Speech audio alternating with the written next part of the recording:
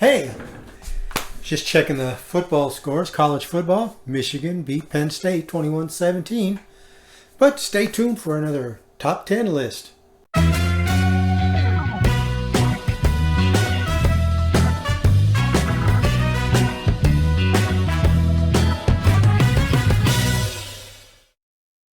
So, welcome back to another episode of TED Talk Stamps. I am your host, Ted the Talking Stamp Collector. And today, as I said, I have a new top 10 list.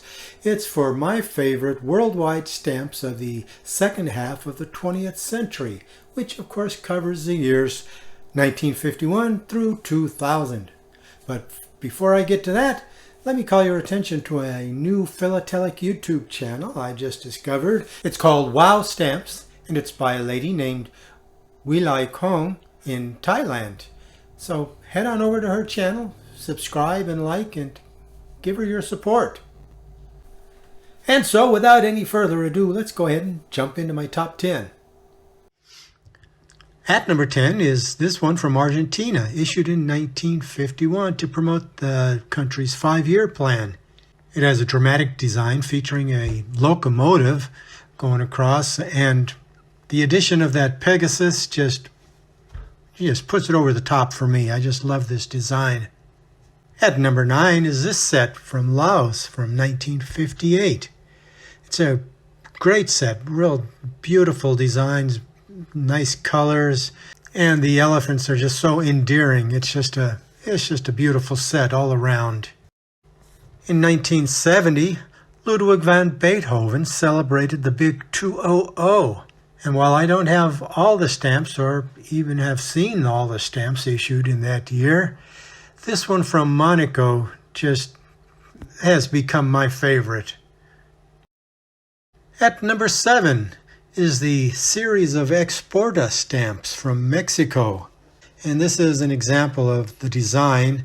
They all have the Exporta logo up in the upper right corner, along with a picture of the specific manufactured product that they export. The series was issued between 1975 and 1993, and it consists of 30 designs, 30 products, but between the regular issues and the airmail issues and the reprints of the designs for higher postal rates, there's actually 170 catalog numbers in the Scott catalog, and when you consider different varieties like of different papers, phosphor tagging, there's over 250 varieties to be found of this stamp. And as you can see, I have a ways to go before I complete them. At number 6, Czesław Słania makes his debut on my list as the engraver of the stamp and also as the subject. This stamp was issued by the Vienna offices of the United Nations, and it's for the hobby of stamp collecting. It says stamp collecting is an international hobby, and it shows the master at work engraving a stamp die.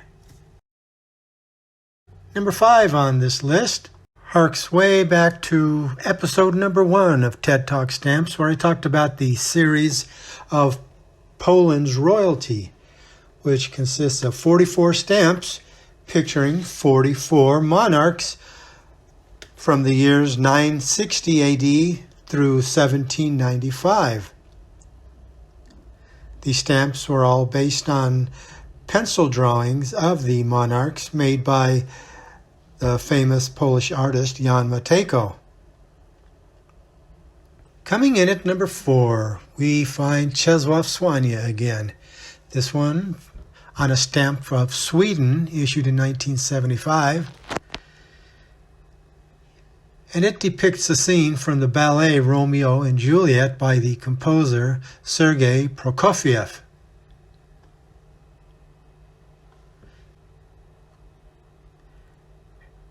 At number 3 is another engraved stamp, this one from Austria, and it was by the superstar dynamic duo of Pilch and Toth, the designer and engraver of the stamp respectively.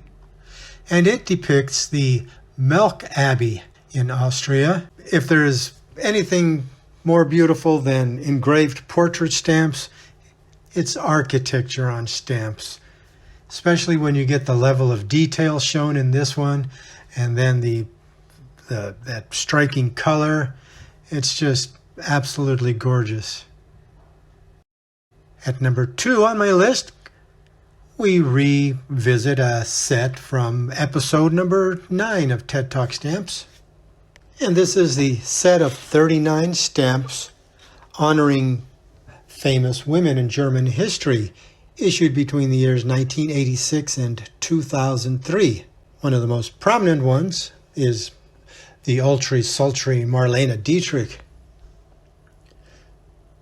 6 engravers worked on these stamps, and I just love all these portraits, and taken as a whole, as seen here, with various colors, it just makes a real striking set. And coming in at number 1, it's not surprising, it's another engraved stamp, and naturally by the master Czesław Słania. This stamp is in the record book as the largest engraved stamp ever produced, and it recreates a portion of the ceiling painting in Sweden's House of Knights called The Great Deeds of Swedish Kings. So that's my list. What do you think? What are some of your favorites? Again, let me know in the comments below. And if you'd like to see your own list featured in a future video, just contact me at tedtalkstamps@gmail.com and give me your list. So that's it for this program. This is Ted the Talking Stamp Collector wishing you all happy stamping.